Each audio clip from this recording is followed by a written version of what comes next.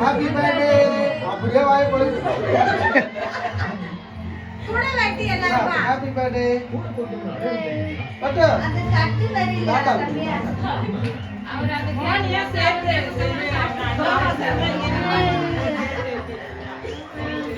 அங்க வெட்டி வச்சுக்கோ இனிமே நாங்க பாத்துக்கிறோம் தர சொல்றவா வா வெட்டி தட்டல வச்சுக்கோ கடையில நான் தான் வா வெட்டி தட்டல அது வராது